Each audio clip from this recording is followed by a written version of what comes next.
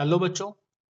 इस वीडियो में हम डिस्कस करेंगे कि सोशल साइंस के अंदर ऐसे कौन से 5 क्वेश्चंस हैं जो बहुत most important long answer questions हैं that you must practice before your board examination. ये क्वेश्चन अगर आप पिछले 5, 6, 7 साल के प्रीवियस ईयर क्वेश्चंस पर चेक करोगे एसएसटी के, तो यू विल फाइंड दैट कि जो 5 क्वेश्चंस मैं भी बताऊंगा ये रिपीटेडली पूछे गए हैं। सो सीबीएसई सोशल साइंस एग्जाम के ये 5 most important long answer questions मैं आपको इस वीडियो में बताने जा रहा हूँ। ये 5 क्वेश्चंस अच्छी तरीके से घुट के चले जाना, घुट के पी लेना। ओके, सो आइए वन बाय वन डिस्कस करते हैं। सबसे पहला क्वेश्चन है बच्चों, क्वेश्चन नंबर 1। वीडियो स्किप मत करना क्योंकि मैं वीडियो के दौरान कुछ टिप्स भी आपको बताऊंगा कहां से कैसे करना है। ओके, तो पहला क्वेश्चन है हु होस्टेड। सबसे पहला क्वेश्चन है हु होस्टेड। आपने किया होगा, ये हिस्ट्री से क्वेश्चन ले रहा हूं मैं। Who hosted the Vienna Congress?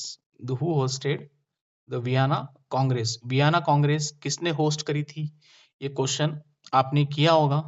ठीक है, चैप्टर 1 से ये क्वेश्चन पूछा जा रहा है। ठीक है, Who hosted the Vienna Congress in 1815? ये एक स्मॉल क्वेश्चन है। ठीक है, इसके साथ एक पुछंडा क्वेश्चन, मतलब इसके साथ एडिशन में क्या डालेंगे वो लोग?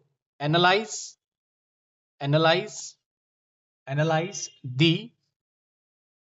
एनालाइज दी मेन चेंजेस। एनालाइज दी मेन चेंजेस। अब ये मेन क्वेश्चन है बच्चों, ध्यान से। ठीक है, ये क्वेश्चन रिपीटेडली पूछे गए हैं, उसमें से एक क्वेश्चन मैं आपको पहला दे रहा हूं। ये analyse the main changes brought by the analyse the main changes brought by the analyse the main changes brought by the treaty of Vienna. Treaty of Vienna.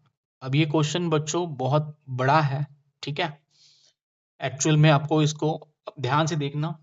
MCQ में क्वेश्चन आता है वियना कांग्रेस का ईयर क्या था। ठीक है, अब कौन से main changes treaty of Vienna ने लाए। तो ये चैप्टर कौन से चैप्टर से क्वेश्चन आ रहा है? ये चैप्टर बच्चों आपका चैप्टर नंबर 1 है, ये हिस्ट्री का। ठीक है, चैप्टर 1 ऑफ हिस्ट्री। चैप्टर का नाम पता होना चाहिए आप लोग को अभी, the rise of nationalism in Europe. The rise of nationalism the rise of nationalism in Europe.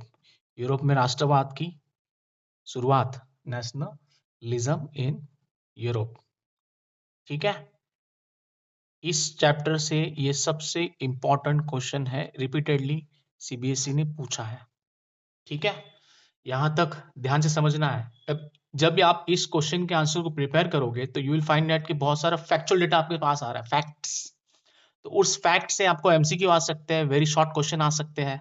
ठीक है, तो चैप्टर 1 से rise of nationalism in Europe आपको ट्रीटी ऑफ वियना अच्छी तरीके से घूट के पी जानी है।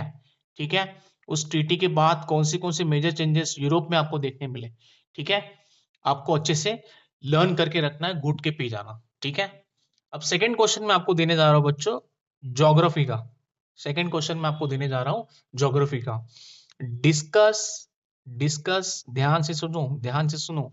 Discuss the factors discuss the factors discuss the factors responsible for discuss the factors responsible for. आपने इंडस्ट्री चैप्टर पढ़ा होगा, manufacturing industries. Getting, manufacturing industries chapter से ये क्वेश्चन आ रहा है। ठीक है, और ये रिपीटेडली सीबीएसई ने पूछा है, discuss the factors responsible for the. ठीक है, अलग अलग इंडस्ट्रीज के लोकेशंस अलग अलग जगह में इंडिया में है। ठीक है, बट हम यहाँ पे बात करेंगे discuss the factors responsible for the concentration of discuss the factors responsible for the concentration of। कौन सी इंडस्ट्रीज होगी? हुगली रिवर के आसपास, but obvious jute mills, jute industries.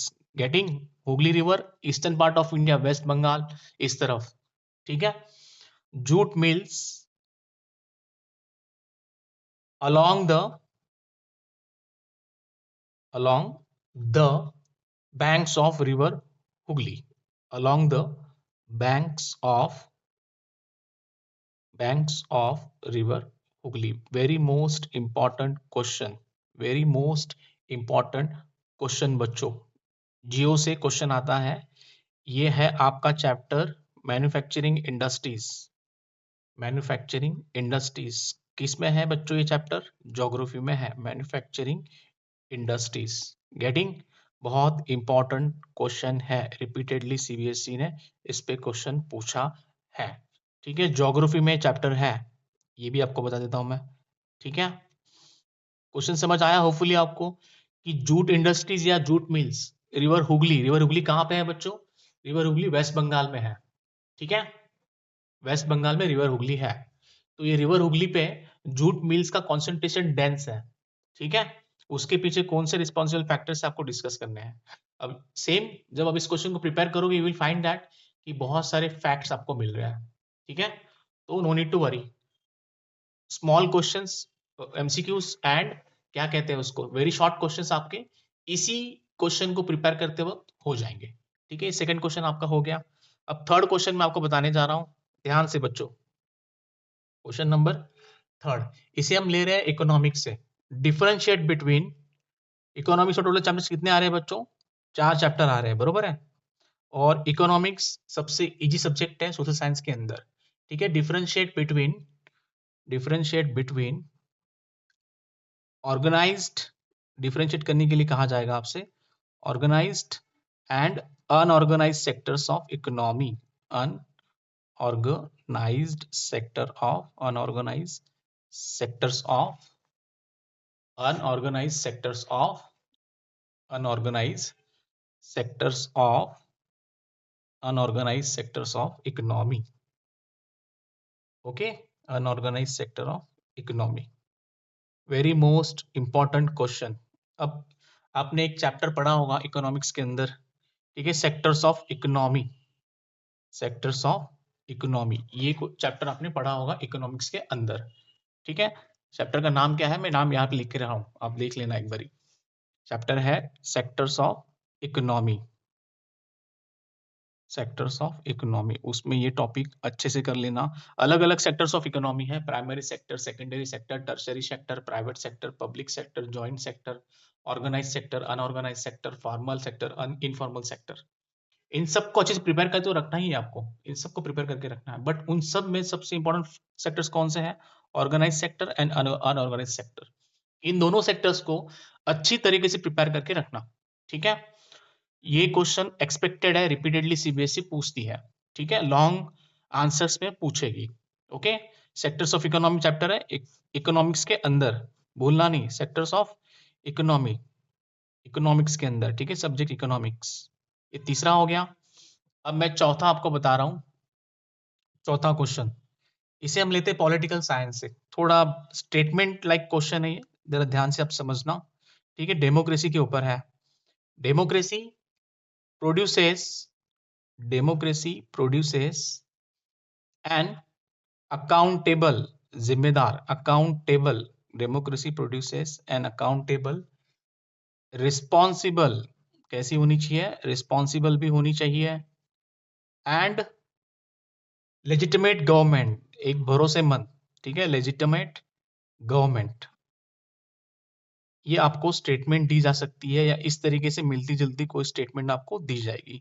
Success of democracy, है ना, किस तरीके से डेमोक्रेटिक सिस्टम एक सक्सेसफुल गवर्नमेंट हमें दे सकती है। ठीक है, आपको बोलेंगे सपोर्ट दिस स्टेटमेंट, सपोर्ट या फिर जस्टिफाई दिस स्टेटमेंट। ठीक है, सपोर्ट दिस स्टेटमेंट या फिर जस्टिफाई दिस स्टेटमेंट, डिपेंड जैसे उनका मूड हो, बट आंसर सबका सेम ही होगा। ठीक है, विथ आर्ग्यूमेंट्स, मतलब कुछ एग्जांपल्स भी आपको देने होंगे। ठीक है, आप जो कुछ भी जस्टिफिकेशन दे रहे हो उसके रिगार्डिंग आपको कुछ एग्जांपल्स देने पड़ेंगे, तभी मार्क्स मिलेंगे, याद रखना, ऐसे मार्क्स नहीं मिलेंगे। तो democracy produces an accountable, responsible and legitimate government, ये पॉलिटिकल साइंस के अंदर आउटकम्स ऑफ डेमोक्रेसी एक चैप्टर है आपका। क्या नाम है चैप्टर का? आउटकम्स ऑफ डेमोक्रेसी, पढ़ा होगा आपने, आउटकम्स ऑफ डेमोक्रेसी, चैप्टर का नाम है आउटकम्स ऑफ डेमोक्रेसी।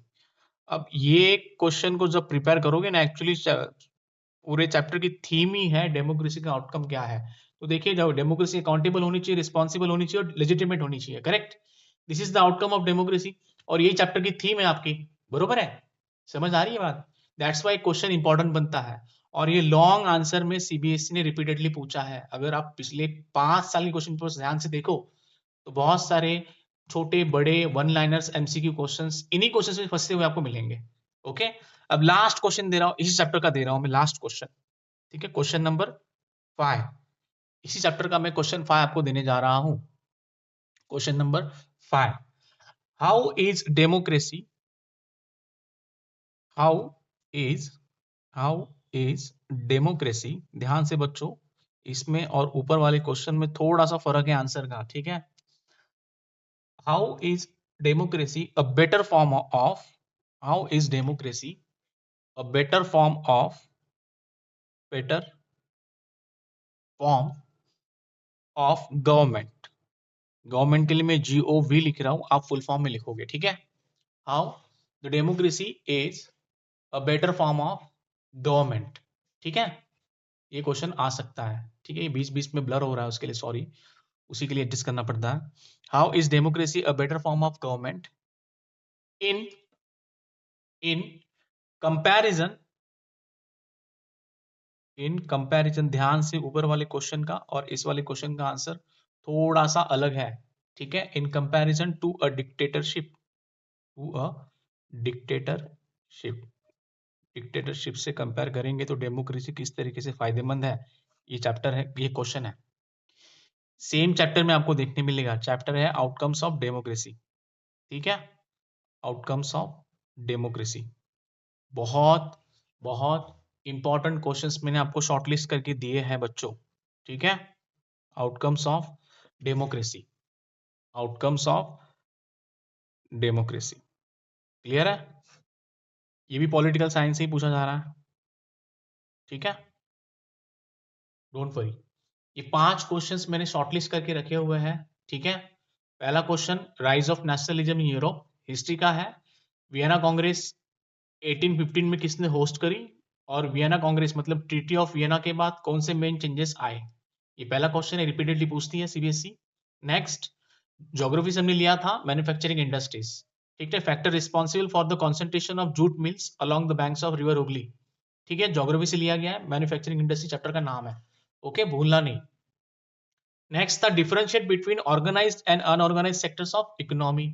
ठीक है, गेटिंग, चैप्टर था sectors of economy. Next, democracy produces an accountable responsible legitimate government. ठीक है, support the statement with arguments, हो सकता है जस्टिफाई द स्टेटमेंट बोल सकते हैं आपको। Next, how is democracy better than, better form of government in comparison to a dictatorship.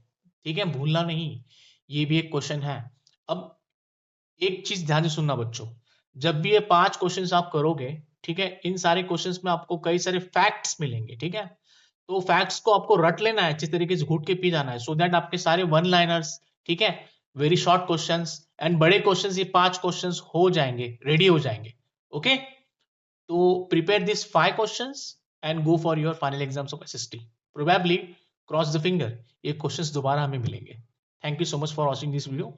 Video अगर अच्छा लगा हो तो लाइक जरूर करना, अपने फ्रेंड्स के साथ जरूर शेयर करना। Thank you so much.